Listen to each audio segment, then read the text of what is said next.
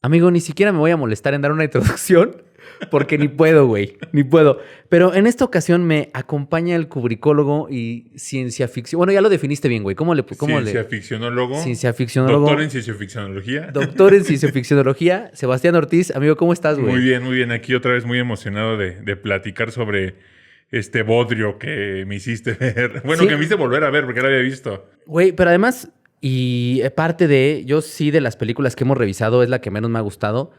Para toda la gente que escucha el podcast y que lo ve, no he visto todas las películas, las seleccioné por distintas razones. Ok, ok. Y esta hay una razón de fondo, porque la semana pasada hablábamos del chapulineo y ahora vamos a hablar de los Nepo Babies, güey. De los Nepo Babies, de los ecofascistas, yo lo Sí, llamaría así, y hasta de cómo la gente evangeliza, aunque no tenga que ver con el clero, porque lo estoy viendo y me salieron varias cosas ahí bien, bien interesantes. Y ya sabes que cuando hablo de ciencia ficción, me voy no, de y hocico. además eso, güey, siempre es un pretexto. Las películas son más que el análisis puro de las películas, son para hablar de un chingo de temas. Claro. Y creo que eres la mejor persona para cualquier película que tenga que ver con ciencia ficción. Muchas gracias, muchas Que gracias. atentos en Letterboxd, la lista de otro cine, vamos a estar poniendo no solo las películas de las que hablamos, sino las que Las mencionamos. que Güey. mencionamos. Y ahí coexiste The Beast de Valerian Borowski con Star Wars, porque hiciste el favor de supuesto. mencionarla la semana pasada Sí, como claro. una película con una gran fotografía. Y que nos pongan en los comentarios, güey, cuáles son sus películas favoritas de ciencia ficción. Porque Sí. entran, güey, al video y no lo ven completo y no dejan comentarios, güey. Sí, creo que sí, deberían comentar. Digo, aparte de que es una charla muy, muy de cuates y todo lo que platicamos y todo el bagaje que tiene. Sí, está bueno. Y también muchas gracias a los que me han recordado de viejos trabajos tanto contigo en Lindon, en Zoom y todo eso, y a los que ven Song F7 cuando hay tiempo de. Sí, güey, eres vieja escuela. Y mira, seguramente se preguntarán, güey, ¿por qué Silent Running? Yo vi que la dirigía Douglas Trumbull. Ajá, exacto. Es su ópera prima. Sí. Siempre las óperas prima tienen pedos. Y creo que no es la excepción. Sí, creo que es el trabajo más difícil. Exactamente, ¿no? A partir de ahí defines tu supervivencia. Pero para quien no sepa de dónde viene Douglas Trumbull, su papá, su jefe, fue un pionero de los VFX. Exactamente. ¿En qué trabajó su papá? Star Wars, A New Hope, Encuentros cercanos del tercer tipo. ¿En qué trabajó Douglas Trumbull? Él. 2001, Odisea del Espacio, que de hecho en una entrevista él dice, güey, yo tuve la mejor escuela de cine, me tocó trabajar con Stan Lee Kubrick. ¿Cómo dicen Con mi algunos? amigo Stan. Con mi amigo Stan Lee Kubrick. Trabaja en La amenaza de Andrómeda de Robert Wise, que no la he visto, pero Robert Wise es uno de los mejores cineastas en la Y historia. basada en una novela de Michael Crichton, que es el autor de Jurassic Park. Jurassic Park. No mames, güey, ya sabía que eras el mejor para hablar de estos temas, güey. También trabaja en Encuentros cercanos. Sí, claro. Blade Runner, güey. Blade Runner también. Blade Runner. O sea, Douglas Trumbull sí termina por definir cómo se ven los efectos visuales en la década de los 70-80, güey. Me parece, pero no está acreditado, porque me parece que lo tengo que sacar, güey. Se va a encabronar hasta Isaac por lo que va a decir. Me parece que era de los guerreros iniciáticos de Jodorowsky para Dune. Seguramente, güey. Pero lo bateó, o sea, le dijo así como de Nel. Y se fue con el que hizo los efectos de Alien, que ahorita no tengo el nombre en la cabeza. Ahorita tampoco me acuerdo de cómo se llama el que hizo los efectos de Alien, pero bueno, el tocayo que nos está apoyando una vez más detrás de cámaras nos va a hacer el favor de darnos Sí, ese dato. exacto. Nada más para que sea una idea. Douglas Trumbull se termina beneficiando no nada más de haber trabajado con Kubrick, que otra vez el Oscar de Kubrick fue por 2001, sino además por Easy Rider, güey. Y esa es una Sí. historia que me fascina porque los estudios, así como ahorita los estudios están hambrientos, güey, con esta Greta Gerwig de no mames, nos enseñó el camino, vamos a hacer cine de juguetes.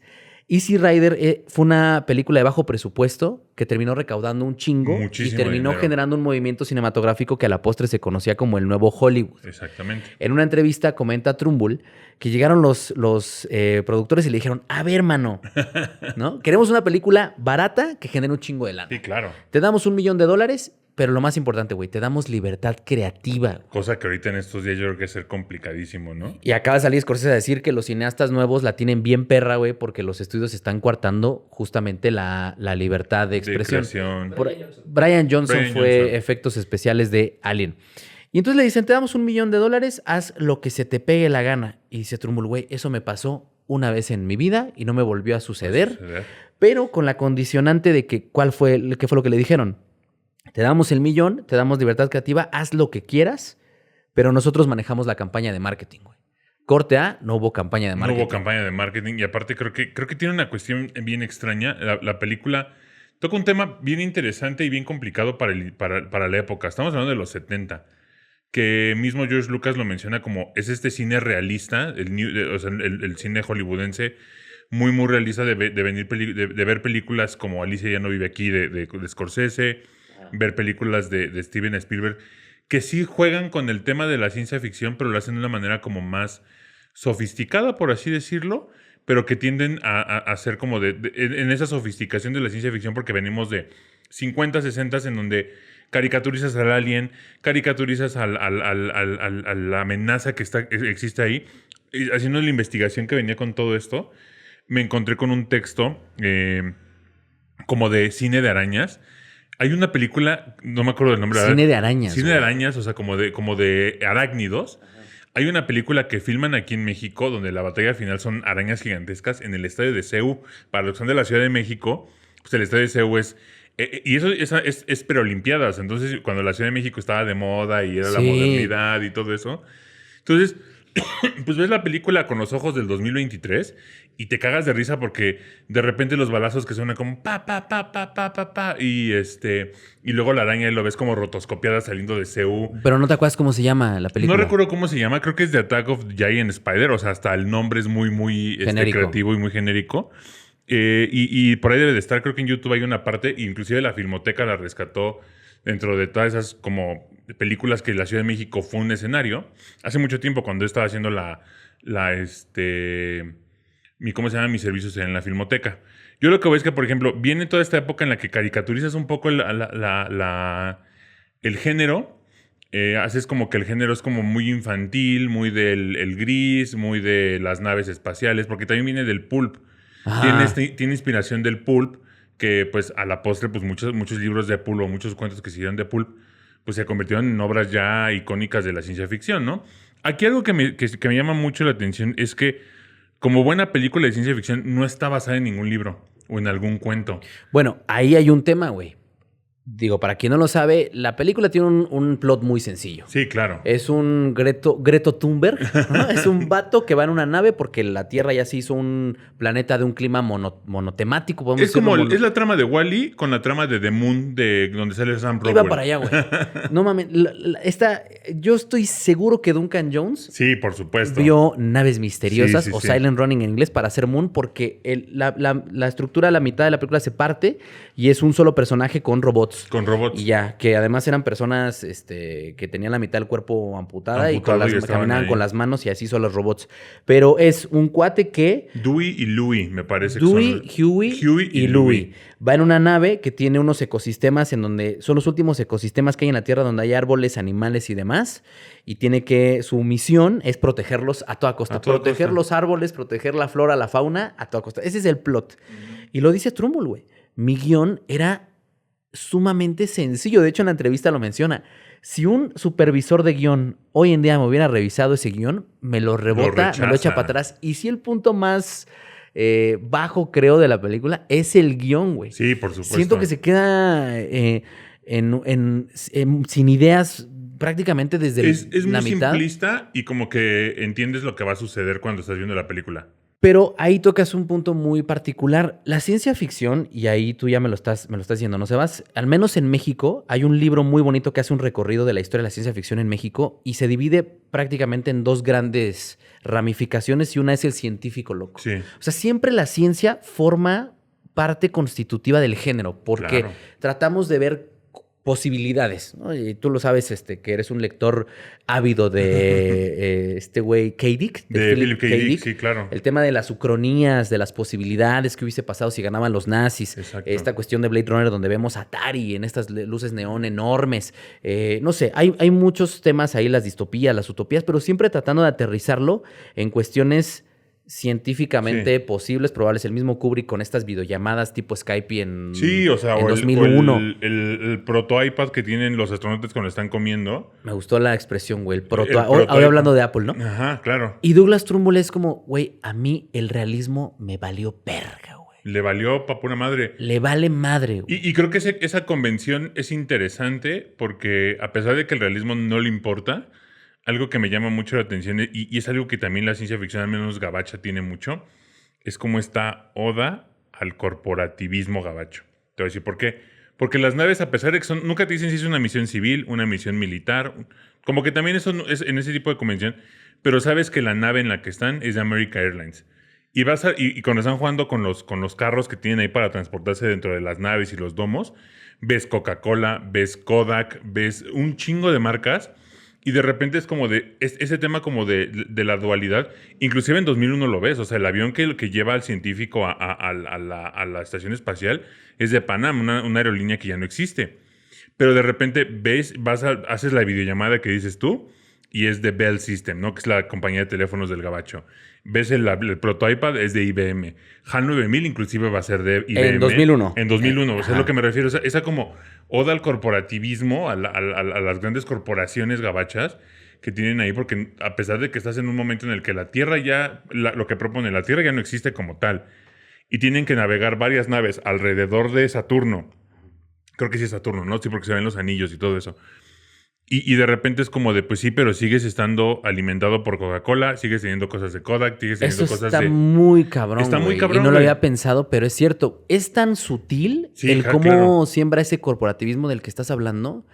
Y de hecho, es un corporativismo representado por por tres consumidores que justamente les vale madre el ecocidio que están a punto de cometer. Esta escena, porque también inclusive digo, es Bruce Dern que te decía antes de que arrancaran las cámaras, que ahora es uno de los grandes amigos de Tarantino, que salió en Hateful Eight y Once Upon a Time in Hollywood. Papá de la bellísima Laura Dern, que también está en Jurassic Park, que tiene el vínculo con Michael Crichton, y ahí estamos haciendo... Ahí estamos haciendo nuestra regla ya los 6 grados, ya no son 6 grados, güey, ya son menos.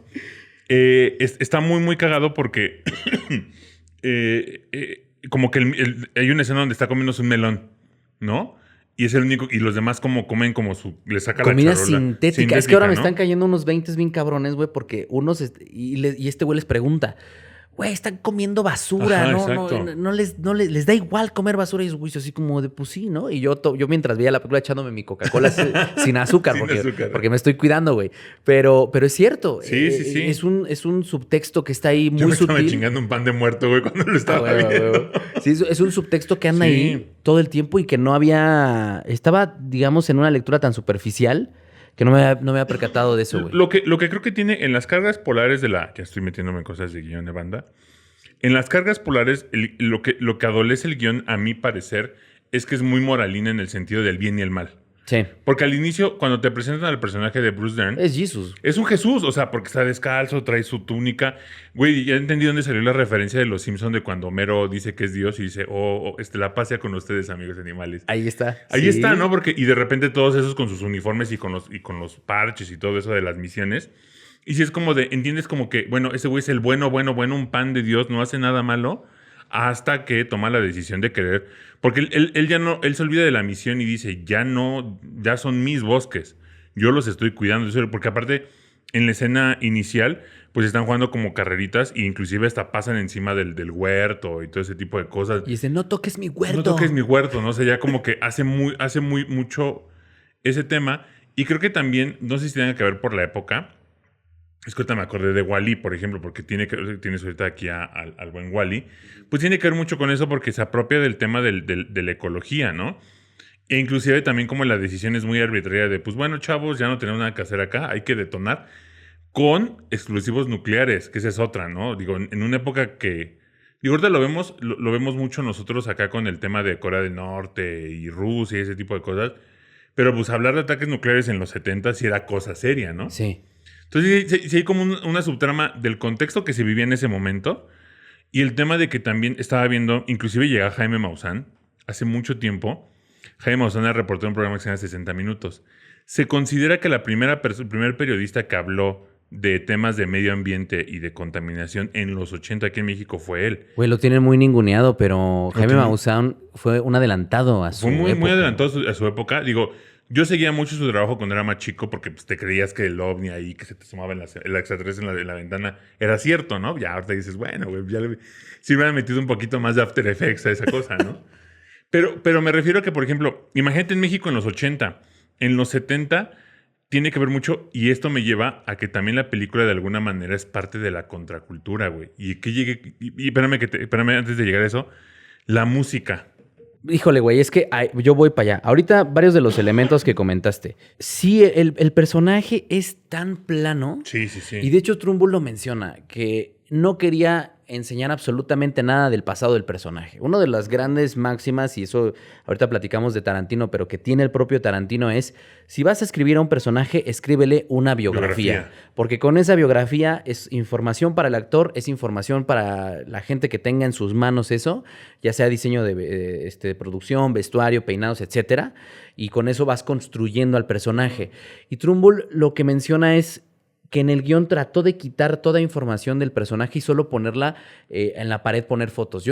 Hay unas fotos ahí que se ven muy genéricas y él explica que son las fotos de la hija del protagonista, güey. Nunca te enteras, o sea, si no te lo explica él, nunca te enteras que tiene hija.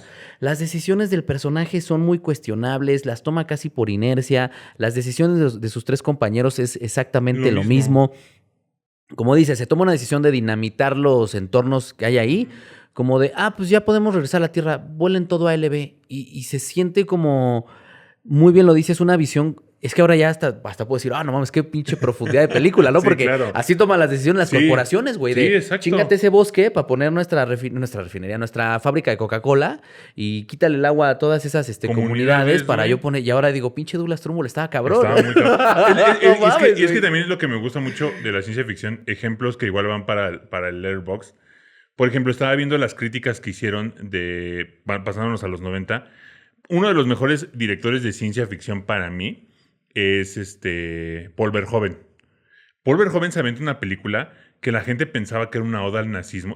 Bueno, no sé si lo podemos decir. Una oda a los nazarenos. A los nazarenos. Y que termina siendo una crítica de cómo es un gobierno actual. Imagínate en los 90. O sea, el tema de que inclusive hasta el feo en la Filmoteca Maldita lo dice muy bien.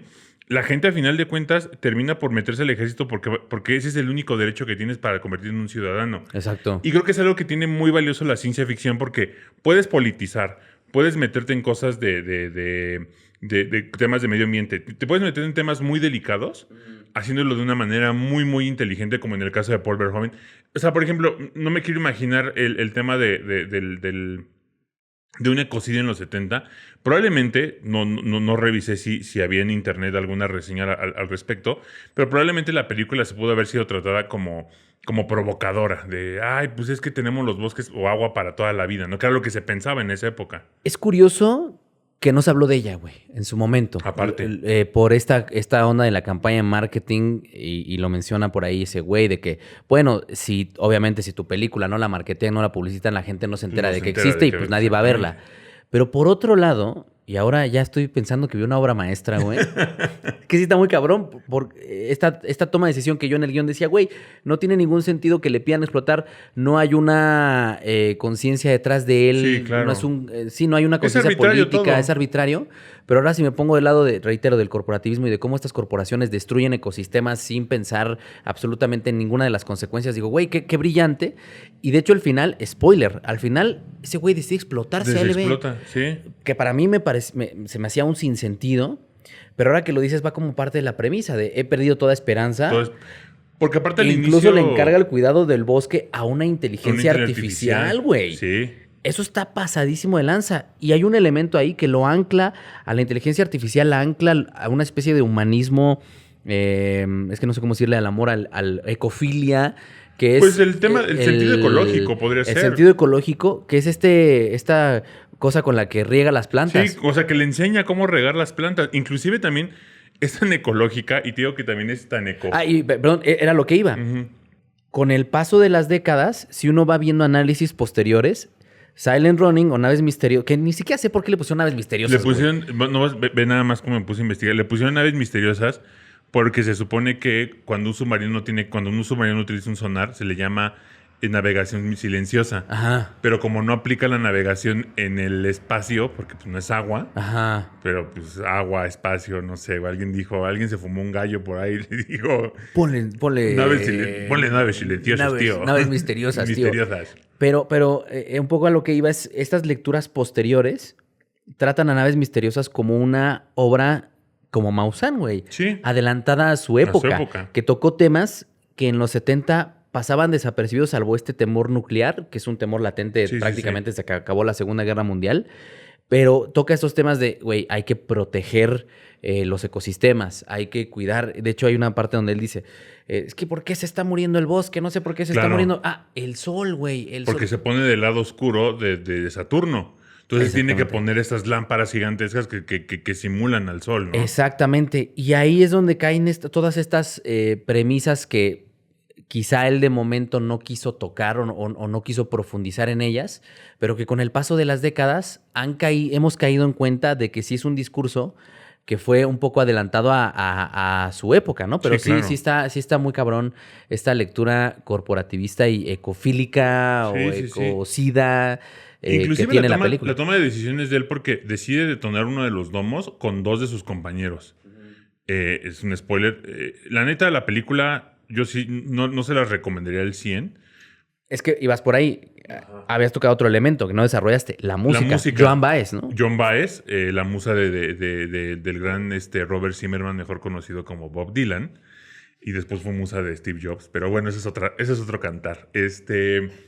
Sí, ya sé, güey, para eso me invitaste, güey. Sí, no, está bien, güey. Tú eres el experto, La música de Joan Baez, la versión que estaba viendo, la copia académica que estaba viendo, era de las que te subtitulan la canción. Entonces, te subtitulan la canción y literal te está contando esto de en dónde van a jugar nuestros hijos cuando los bosques se acaben. Por eso digo que también es muy importante a nivel contracultural. Y creo que no tiene nada, y creo que tiene mucho que ver con Easy Rider. Easy Rider, a final de cuentas, también se convirtió en este tema de la contracultura. El tema del... O sea, estaba viendo como varias cosas, inclusive ya lo tengo en mi lista. El único libro que he leído de Robert Heinlein, parece que me estoy yendo por partes, pero es que... Sí, estás hilando... Estoy hilando cosas. Robert Heinlein es el que escribió Starship Troopers, que después conocemos como Invasión que la hizo Paul Verhoeven. Y después hizo un libro, que el libro de Starship Troopers es muy aburrido. O sea, no tiene nada que ver con la película. Pero hizo un libro que después entendí que, por lo que decían, era que era un libro que los hippies de la época leían mucho, que se llama Forastero en Tierra Extraña, de Robert Heinlein. Inclusive que hasta los seguidores de Charles Manson lo tenían como libro de cabecera, ¿no? Entonces, a final de cuentas, una lectura de ciencia ficción como que probablemente no checaría por el tipo de cosas, pero pues que va como muy de la mano en cuestión de los temas que se manejaban, ¿no? El tema del medio ambiente era para los pinches hippies locos que están ahí. Fucking hippie motherfuckers, dicen en Once Upon a Time in Hollywood. Exactamente, ¿no? Ese tipo de temas son los que ellos están viendo. Ese tipo de situaciones que como que en el momento no se entendían del todo y que era como el tema del amor y paz, pero sí preocuparse por el ambiente, sí preocuparse por otro tipo de cosas. Y tiene que ver mucho con la música de Joan Baez, lo que te digo. O sea, de repente la canción, como buena canción de folk, pues termina siendo una canción de protesta. Es como de qué va a pasar con todo esto, qué va a pasar con mis hijos que no van a poder disfrutar de lo que es un árbol, qué va a pasar con mis hijos que no van a poder disfrutar de lo que es estar en un estanque, ver peces, ver ese tipo de cosas. Pero siento yo que aquí, a ese nivel, porque repite la canción, la primera canción que es el puente con el segundo acto, que es al final, y la otra canción que habla de un tema muy, muy similar, que siento yo que la película peca de cursi. Sí, todo lo que mencionas de la letra de la canción está muy cabrón. Salgan y abracen un pinche árbol cuando acabe el podcast. Salte, güey, abraza un árbol, vea un arbusto o haz algo, güey. Toca el pasto descalzo. Hagan algo, güey, sobre todo los que viven, los cuates de provincia, como dijera por ahí. Pero sí, la letra, pero la melodía es de una cursilería, cabrón. Sí. Es tan... A lo mejor y no es un adjetivo calificativo, pero es tan setentero, sí, claro, que hoy se antoja atonal, o cómo decirlo, no es atonal, como disímil, no sé, o sea... O sea, como que no va con la tónica de la película. No va con la película. Sí, la música, melodía, no. La canción se siente tan fuera de lugar, güey. Y eso es por uno de las cuestiones que también es irónico, porque por un lado tienes al cabrón más ducho de los FX de los 70s, sí, 80s, que es Douglas Trumbull, y Donald Trumbull, que es padre e hijo, pero al mismo tiempo tienes unas naves que se ven muy bien, estos planos casi subjetivos de los coches están de una chingonería, pero al mismo tiempo tienes un mal director, güey. Sí. Y tan mal director que tiene muchos detalles no solo de actuación, sino incluso de cámara. Hay un plano que yo tengo en la memoria de los que más se me quedaron, además de las maquetas de las naves que se ven espectaculares, porque, digo, en términos de FX no queda de ver, pero está Bruce Dern, que además es un actorazo, güey, dando la interpretación de su vida, desviviéndose, llorando porque acaba de ser un asesino y porque tiene que proteger el bosque y la chingada, y está fuera de foco, güey. Y es un plano de 1 minuto y fracción. Que está fuera de foco. Que ese güey está así de, no mames, güey, a la verga. Ahorita como el tocayo está peleando con el foco, no sé si yo estoy fuera de foco, pero está así de, no, güey, no. Y no se ve, güey, porque está desenfocado.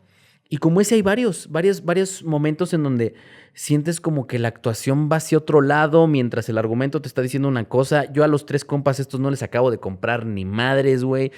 Y es bien triste porque hasta la caída, ¿no? Porque es como que se lastima la mano en el primer acto. Y es como de pinche caída de, güey, levántate. Y ya está. No, o cuando ahorca a su compa, güey, que lo ahorca 10 segundos y el compa así de, ya me morí, ¿no? Casi saca la lengua para que ya te des cuenta de que se murió. Entonces, vas viendo que hay ideas muy chingonas, pero una ejecución muy pobre. Sí. Y hay varias películas que podrían entrar en esa categoría en donde hay malas elecciones de casting, malas elecciones de posición de cámara, aunque tu premisa o lo que quieres contar es muy cabrón. A mí la primera que se me viene a la cabeza, güey, es Presagio de Alex Proyas. Presagio de Alex Proyas, protagonizada por Nicolas Cage. Una historia, no es ciencia ficción, tiene ahí como que extraterrestres y es que, del género apocalíptico, digamos, destrucción y demás. Tiene unas ideas muy interesantes. Algunas secuencias se resuelven poca madre, pero para mí, y con todo y que creo que Nicolas Cage es uno de los grandes actores de su generación, porque sí es un chingón, güey. Sí, es un muy buen actor. Lo hace muy mal. Creo que es un miscast. Siento que hay algunas decisiones que no le ayudan y siempre te quedas pensando en esta posibilidad. Son películas que se vuelven posibilidades, güey. Fue la posibilidad de tener un gran argumento. Fue la posibilidad de poner este tema sobre la mesa. Fue la posibilidad de llevar este tema a otro tipo. Pero no llegó. Y aún así, tienes razón, güey. Es contracultural as fuck. O sea, yo podría decir que es... Y no me viene a la mente ninguna, tal vez tú porque sabes más del tema, pero es la película de ciencia ficción hecha y derecha del nuevo Hollywood. En su sistema de producción, en las ideas que pone sobre la mesa e incluso en su hechura, güey. Poco presupuesto, libertad creativa total, movimiento hippie detrás, un actor que en su momento también tengo entendido no era tan apreciado por Hollywood, que era Bruce Dern. O sea, tiene todos esos elementos que escupen contra cultura y nuevo Hollywood. Y eso, güey, la neta, ahorita que lo estoy pensando, está bien cabrón. Eso está muy cabrón, pero también siento que no... Estaba pensando en la película de David Bowie, la del hombre que cayó a la Tierra, que fue la que inspiró a escribir más libros de ciencia ficción a Philip K. Dick. Pero de alguna manera hay un Star System por quien era David Bowie. Pero es que también siento yo que es lo que te decía, como es un género ninguneado, el mismo tocayo lo decía, como que también no se le daba ese tipo de cosas. No quiero sonar tan sangrón, digo, saben lo que significa Star Wars para mí, pero yo siento que también sin una space opera. Una space opera. Pero siento yo que si no hubiera existido el chance de hacer Silent Running, no hubiera existido la chance de que Fox hubiera dejado hacer en su momento Star Wars. Sí. Creo yo. Sí, yo también lo pienso. Sin Douglas Trumbull como pionero, no existe Star Wars, no existe Blade Runner. No existe Alien. No existe Alien, exactamente. No existe Battlestar Galactica. Y esa es también un poco la contribución de Silent Running al mundo de la ciencia ficción, que de alguna manera puso los cimientos para que llegaran otras obras del mismo género y fuesen explorando otras temáticas, porque además esta es otra cosa, ¿no? Lo dice Robert McKee. Géneros cinematográficos hay, y viene la lista de géneros cinematográficos, son 40 géneros cinematográficos, y conforme van pasando los años son más géneros cinematográficos. Más géneros, Y llegan otros teóricos y te dicen, ¿sabes qué, güey? Esas madres deséchalas. ¿Por qué? Porque hemos llegado a un punto tal de la hibridación de géneros cinematográficos, que no es lo mismo que géneros dramáticos, que tienes Alien, una película de ciencia ficción, terror. De terror. Tienes Blade Runner, una película de ciencia ficción. Policíaca. Thriller noir. O sea, ya ahí está muy mezclados los géneros. Y en el caso de Silent Running, podríamos decir que es una ciencia ficción, no diría que pura, pero que sí sabe, no está intentando apuntar a otros lados. Como que tampoco trata de... Es que ahorita me hiciste pensar en algo bien interesante. Las películas que más tienen este hito de la ciencia ficción estadounidense, norteamericana, son Star Wars, Alien, Blade Runner Terminator, por el tema de que todavía utilizaban ese efecto físico. Yo en esa terna metería a Silent Running como la pionera de... Como esa ciencia ficción, porque al final... Y paga los pecados de ser pionera. Exactamente. Paga ese pecado de ser la primera película, porque al final de cuentas, ya en la perspectiva, pues lo ves es como de, pues, literal fue un echando pero se aprende. Junto con 2001, ¿no? Bueno, es que 2001. Es que 2001 no puede ser pionera gringa porque es pionera inglesa, pues. Pero sí hay que admitir que 2001 es un antes y un después. No, pero es que siento yo que 2001 sofistica la ciencia ficción. Exacto. O sea, le quita le quita el pulp. Ajá, exactamente. Le quita el pulp, lo trae porque inclusive a este Arthur C. Clarke, pues no nada más era un escritor de ciencia ficción, era un divulgador de ciencia, igual que Isaac Asimov. Entonces, de alguna manera, le quita el pulp, le quita como toda esa parte como infantil, como medio... De cine B, eso es lo que quería decir, como esa parte de cine B. Ya después, en los 80 se ve con todo el boom que hay de cine de ciencia ficción de los 80. Porque los 70 también, inclusive, hay que entender el contexto de lo que se vivía en Occidente. Pues era un tema de que no había... es la primera época en la que se dice que no había un futuro como tal. Exacto, güey. Ahí entra la distopía, no es... Sí, distopía, ¿no? Distopía. Las paranoias distópicas, ¿no? Exactamente. Entonces, lo menciona muy bien Alan Moore en Watchmen. En Watchmen es una oda de que en Estados Unidos el sueño americano se había acabado. La gente había despertado del sueño americano. Que era lo que la gente quería ver, esa crudeza y esa pobreza.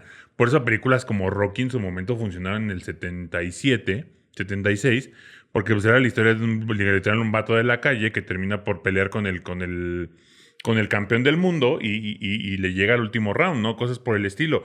Películas, insisto, como del corte de Scorsese, películas del corte de cualquiera de Francis Ford Coppola, por ejemplo, El Padrino, pues termina siendo, a pesar de que son grandes películas, pero son películas con una temática muy, muy cruda. Sí, que apuestan por un final pesimista. Claro. Y es cierto, se termina derivando. La narrativa gringa se va hacia dos posturas. La primera es la pesimista. El Padrino es un ejemplo de ello. La trilogía completa es una postura que se va hacia lo pesimista. Y la otra que le fascina a los gringos. Y es un buen ejemplo, güey, Rocky. Rocky es la historia del underdog. Del underdog. A los gringos les mama el underdog. Sí. ¿Por qué? Porque es el sueño americano, es el que viene de hasta abajo, es el que termina conquistando todo. Y curioso que en los premios de la Academia Rocky le ganara a Taxi Driver. Exactamente. Una historia pesimista es derrotada por la historia del underdog, el optimismo gringo. En este caso, Douglas Trumbull apuesta por el pesimismo. Sí. Bueno, la ironía, vamos a decir ironía. La ironía y... Porque por un lado, el héroe no sobrevive, pero se sacrifica por un bien mayor, Jesucristo. Es que está cantado desde el principio, güey. Sí. Está muy cabrón, güey, porque está el final. La vestimenta es importante porque inclusive cuando... No, güey, ya cambio mi opinión, güey. Obra maestra, Silent Running. O sea, creo que es, como bien lo dijiste, es una película que pudo ser. Sí, güey. Es que ahora ya lo veo. Aparece primero como un Jesucristo que no tiene ningún sentido, güey. No tiene nada de sentido. Tiene ningún sentido. Está en el espacio. ¿Por qué chingados está en túnica, güey? Pero bueno, aparece en túnica y el final es la máxima del Nuevo Testamento. El sacrificio propio por el bien... Por el bien común, el bien mayor. Y está muy cabrón, güey, ahora que lo veo, porque es un despropósito, güey. Porque no sabemos hacia dónde se dirige ese bosque. Bueno, sí, ¿no? El único tripulante de esa cápsula donde está el bosque es un robot. Sí. Y una de las principales posturas que plantea Silent Running, que estamos viviendo al día de hoy, ahora que actualicé Lightroom, reitero, no estamos hablando de hace mucho tiempo, pero cuando yo empecé a utilizar Lightroom había que mascarear, había que, de pronto si querías exaltar un objeto, y era ir trabajando al objeto poco a poco. Era más talachero. Yo estoy sorprendido de que tiene una IA y tú le pones al Lightroom, seleccióname solo a las personas porque solo quiero trabajar luz, exposición y demás sobre personas y te lo hace en cuestión de segundos. ¿Ya están seleccionados, papito? Como como el del chuponcito Sí, tú siéntate, papito, en lo que chambeamos. Yo voy a chambear, ¿no? Te permite seleccionar automáticamente cielos, pisos, personas, objetos y lo hace con una precisión, güey, de verdad, cabrona, güey. Sí. Y sí lo plantea, lo sintético versus lo natural, lo artificial versus lo humano. Y es una... yo ya no sé si es distopía o utopía, pero es algo que estamos viviendo en el día de hoy, güey. Y sabes que, curiosamente, el día que estamos grabando esto fue el día que presentaron el nuevo Apple, los nuevos Apple Watch y los nuevos iPhones. Apple se aventó una producción así cañoncísima, muy, muy, muy, muy, muy mamona. Y el principal tema de lo que hablaban era el tema de la huella de carbón. Inclusive dramatizaron con... Aquí vas a tener que ayudar, Tocayo, porque tengo que soy malísimo para los nombres. Es una actriz afroamericana, la que hace el pay de mierda. No recuerdo cómo se llama. ¿La tía Jemima? No, la tía Jemima ya no me va a ir a cancelar, güey, porque la tía Jemima ya es una iconografía prohibida, güey. Sí. Pero bueno, es que lo que encuentras el nombre es muy importante mencionarlo. Y ahí es donde están ahora las sutilezas o simplezas en donde ya estoy empezando a cambiar mi opinión de que vi una obra maestra, la tengo que volver a ver. Porque está muy cabrón que quien queda al cuidado de la naturaleza no son los humanos. No. Los humanos tienen una sed, un afán de destruir todo el tiempo reiterado a lo largo del guión, menos este personaje. Y está muy cabrón que el único apoyo que encuentra el protagonista, y yo sigo insistiendo ahí, pinche protagonista mal construido, es la máquina, güey. Sí.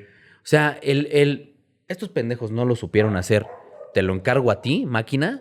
Se me hace... Ahora ya lo pienso como algo... Se me antoja algo espectacular porque estamos en ese... ¿Cómo le llaman? ¿Cómo le llamaríamos, Sebas? En ese punto de quiebre en donde no sabemos si la máquina se va a terminar imponiendo. Sobre la condición humana. ¿Sí? No decir en su totalidad, pero sí terminándose imponiendo, que es el mismo discurso de Blade Runner. Sí. En Blade Runner los replicantes son esa gran amenaza, pero ahí es donde no sabemos. La invasión de los cuerpos, ¿no? The Invasion of the Body Snatchers. No sabemos quién es replicante y quién no. Digo, hay versiones de Blade Runner, hay como 17. Como y en lo que pasa en La Cosa. Nunca sabes realmente quién es el alien o el ser que está ahí. La cosa, literal. Y lo decíamos en el video de Zoom. El tema de la confianza y la desconfianza. Pero sí, fíjate qué cabrón, que en los 70 Douglas Trumbull le da la batuta a la máquina. Sí, le da la batuta. O sea, porque al final de cuentas, al ya no... Porque inclusive, y con cierta desconfianza, porque hay un robot del que trata de arreglar... que como que no le puede y dice, bueno, está medio tonto. Entonces, él no. La responsabilidad se queda como contigo, ¿no? Que también es como muy curioso porque tiene que ver con esa dicotomía, que es igual un tema que muy, muy recurrente en la obra de Philip K. Dick, es ¿qué nos hace humanos? ¿Qué hace que un humano sea un humano?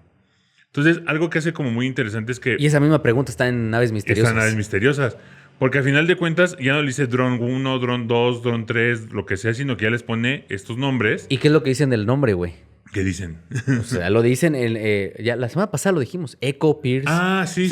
Ahora vamos a decir Sasur, ¿no? Sasur. Pero nombrar a la cosa es sentir algo. Es sentir algo, por la cosa, es establecer un vínculo. Sí, claro, ya. Y cuando dejan de ser droide 1, droide 2 y droide 3 y pasan a ser Huey y Louis. Huey y otro Dewey. Ahí hay un vínculo. Sí, hay un vínculo. Representado. No, ¿sabes qué, güey? Sí está muy cabrón. No, mames, no. Está muy cabrona, güey. Y es que... Ahí hay un vínculo emocional representado hasta en el juego de cartas, güey. Exactamente. Y este compa se divierte más jugando con Dewey, Huey y Louie que jugando con los pinches vatos. ¿Y sabes de dónde viene eso? De 2001. A ver, dale, güey. Cuando ya estás en la nave, en el Discovery, y de repente... La voz de Hal entiendes que es una voz robótica, es una voz de una computadora. Sí. Pero tiene más emoción cuando le dice al Dr. Poole, le dice, te llegó un mensaje de tu familia. Y la familia, muchas felicidades, hijo, bla, bla, bla. Que ojalá estuvieras con nosotros, preguntó por ti mis alumnos, bla, bla, bla. Está bien, muchas gracias. Dice, felicidades, Dr. Poole, suena muchísimo más empático que el thank you, Hal.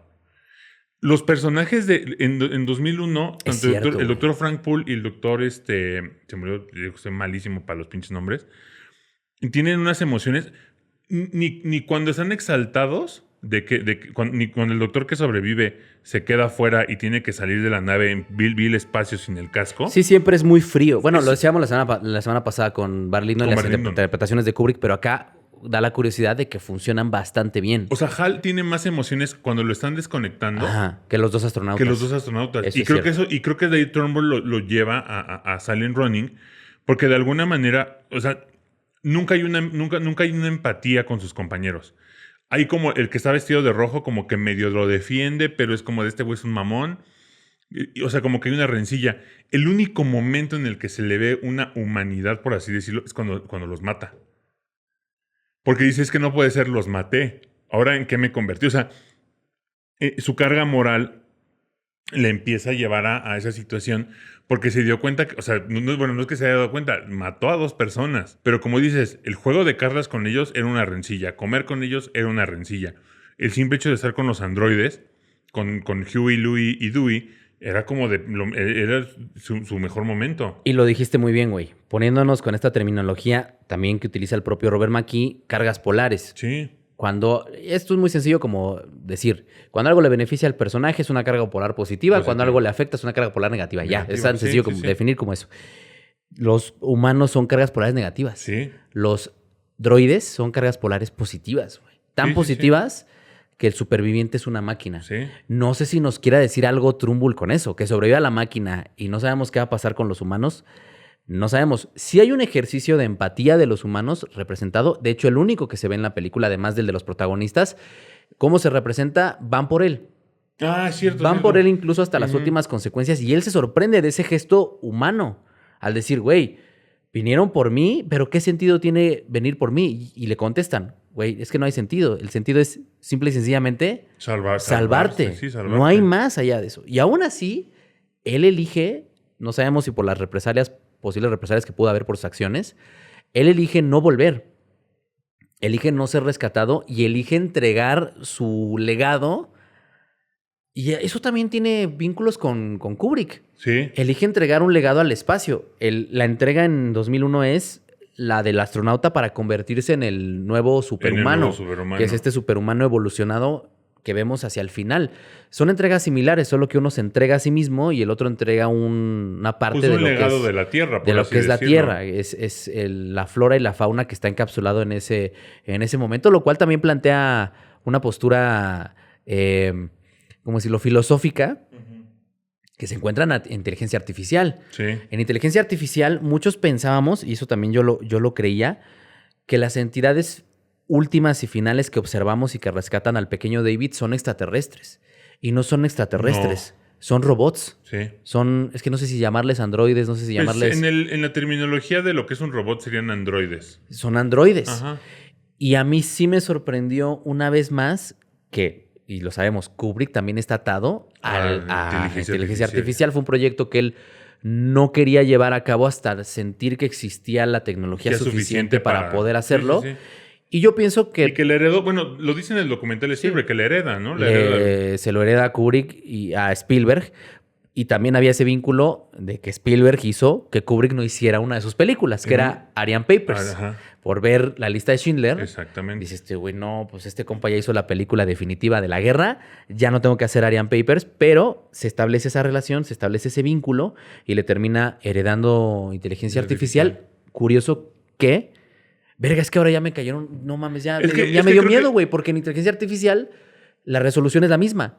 La batuta no la tienen los humanos. Los humanos se fueron a la mierda. Y es lo mismo que pasa en Encuentros Cercanos, güey. La batuta la tienen los aliens, no los humanos. No se termina de ver esa conclusión. Pero entiendes que son estos seres. Porque en inteligencia artificial sí vemos el mundo sin humanos, güey. Bueno, sí. Ya vemos el mundo...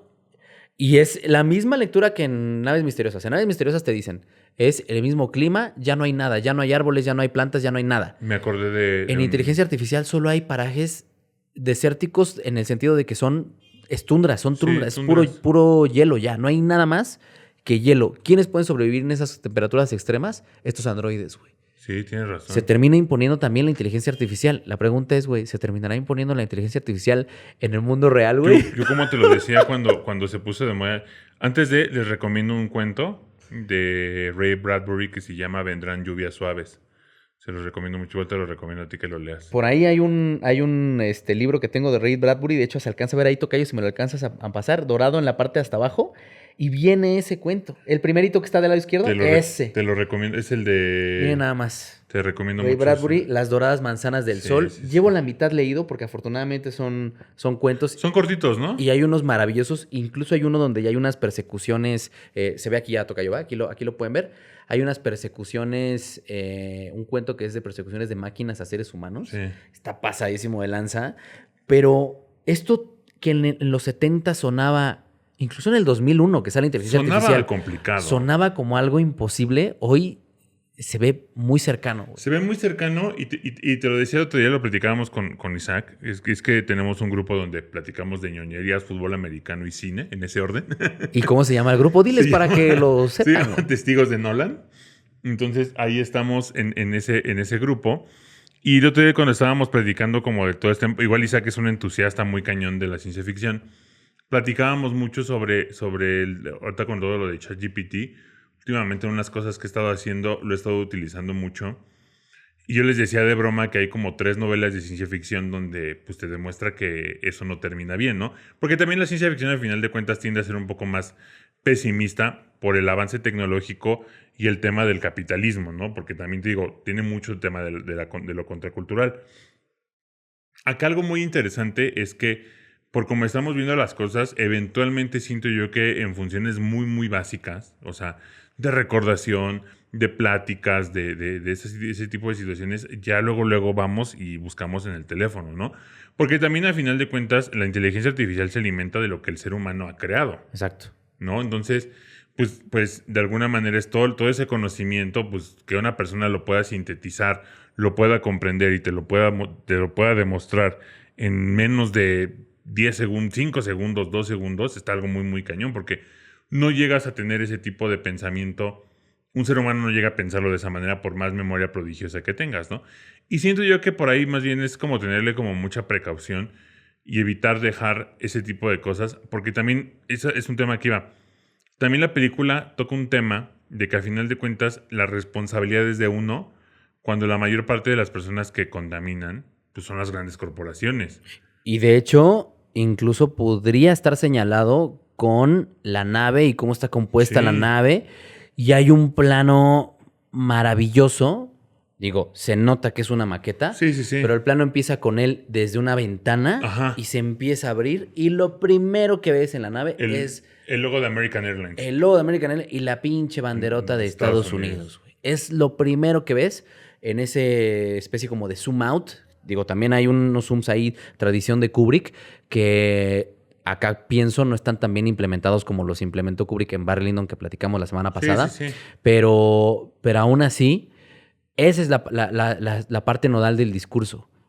La máquina, ya no diría yo si contra el ser humano o con el ser humano, la máquina y el ser humano, el pasar la batuta a la máquina, porque además ese corporativismo está representado solo a partir de una voz que se escucha, sí, desde exacto. Una máquina. Eso es lo único que sabemos de esta corporación para la que trabaja este güey. Creo que es la misma voz del que les manda los datos de emisiones en 2001, me parece. Podría ser, no lo dudaría. Amigo, ya vamos a llegar a la hora. Ya vamos a llegar. Para ir cerrando este podcast, ya ni siquiera te quiero preguntar como qué lugar ocupa Silent Running, porque ya lo platicamos, pero algunas ideas, reflexiones sueltas que tengas por ahí que no hayas platicado todavía. Pues creo que es una película, ya ahorita en ese tiempo es complicada de ver, lo que platicábamos de la inmediatez y todo ese tipo de cosas, a pesar de que es una película que dura menos de hora y media. O sea, no llega es que se hace cansada, güey. Aunque dura una madre. Güey. Sí, dura menos de la hora y media. Pero creo que es una película que ahorita con todas estas lecturas, creo que vale la... O sea, más bien igual en los comentarios pónganos, si la ven después de este podcast, ¿qué sacaron de todo esto? Porque sí es como muy, muy interesante. Más allá de que sea una película... Creo que técnicamente es una película mediocre. Sí. No en los efectos. No en los efectos. Sí en otras ejecuciones. Puesta en cámara, guión, actuaciones. Creo que es una película mediocre. Pero creo que lo que trata de decir Douglas Trumbull es bien interesante por todo lo que sacamos. O sea, yo de repente estaba pensando como en otras situaciones. Creo que igual de aquí, digo, también ahí vean Wall-E y vean Moon, que creo que también es algo muy, muy basado, porque también... Una función doble de Naves Misteriosas y Moon estaría de lujo. Porque están tan conectadas, más conectadas de lo que podrían pensar. Porque también sabes que ahorita viendo el subtexto de lo que hemos estado descubriendo en toda esta hora, algo bien interesante que tiene es que creo que igual él se sacrifica porque no soporta estar sin otros contactos del ser humano. Yo creo que ahorita ya la pondría como un parteaguas y como la pionera del cine de ciencia ficción que ya vemos. Del nuevo Hollywood. De ahí para el real. Y sí, decirlo, él como figura, Trumbull como figura, y además se nos acaba de fundir una lámpara. Sí. Bueno, se le acabó la batería, hablando de cosas artificiales y demás. Pero él como persona, como cineasta, fue un pionero que sí definió, y lo dice Steven Spielberg en el Detrás de Cámara de Encuentros Cercanos, definió la estética de las naves, definió muchas cosas ahí de cómo se iba a ver el FX y demás. Sí termina por definir mucha de la estética de la época. Dato curioso, perdón, con quien hace los efectos de Andrómeda, de Andrómeda Strain, creo que se llama en inglés, es con uno de los fundadores de Industrial Light and Magic. Ajá, sí, que sí. hace las maquetas de... Con Dennis, ahorita se me fue el nombre Tiene también, un apellido pero raro. es Dennis algo. Ajá. Uh-huh. Y son los que lo terminan haciendo. Pero ahí está la clave de Silent Running, güey. Lo que acabas de mencionar. Va sembrando. Paradójicamente, la historia de un sembrador. El director va sembrando ideas, no las cierra, pero no importa. Las va sembrando, las va dejando ahí. Y cuando hay espacio para dialogar y cuando hay espacio para hablar de todas estas premisas que va soltando, se vuelve un ejercicio más enriquecedor, güey. Sí, claro. Que es el que tenemos ahorita. Porque si uno la ve en solitario y no la platica y no la debates, sí te quedas con esa parte simple, con esa estructura... Sí, como de pinche película, estuvo bien aburrida. Exacto. Pero me gusta más como esta obra que va dejando muchos puntos para que eventualmente se vayan retomando. Y sí me deja mucho pensando en esta cuestión del pasar la batuta del hombre-máquina, porque estamos viviendo esa época en donde la inteligencia artificial sí va a mandar a la chingada miles de trabajos. Sí, claro. Miles de trabajos. Y nosotros como seres humanos tendremos que encontrar maneras de reinventarnos y de estructurarnos socialmente de formas distintas y encontrar las respuestas ahí donde no las encontramos de momento. Pero, amigo, ¿algo más que quieras comentar? No, nada más. Ahí ya saben que hablar de ciencia ficción me gusta. Creo que hablé más en esta ocasión. Tú eres el hombre, güey. The man, you're the man. Cuando es ciencia ficción, la neta... Sí, no hay como tú, cabrón. No, gracias. E inclusive, pues igual ahí pongan en los comentarios qué tal les pareció. Sí, véanla. Sí les recomendaría que la vieran después de escuchar este podcast, porque creo que sí se enriquece más. Sí. Yo te digo, la estaba viendo y de repente fue como de qué suplicio y me regresé a ver con mi señora. Ya fue como de, bueno, ya otra cosa más entretenida, ¿no? Pero sí, y creo como te digo, o sea, creo que de inmediato empiezas a ver ese tipo de películas, todo lo que representan y le da como esta madurez a la ciencia ficción. Así es. Amigo, rápidamente tus redes sociales. Pues búsquenme en Sebastardo, que avísenme, echen un mensajito antes, si son de los charalitos y toda esta pandilla para que los agregue. Y ahí ando como Sebastardo. ¿Y en Twitter, Pillín Sebas o...? Pillín Sebas. Pillín Sebas. Ahí ando. En X. Ajá, ahora ya es X, güey. Con el Dennis Muren. Dennis Muren, exactamente. El de Industrial Light and Magic.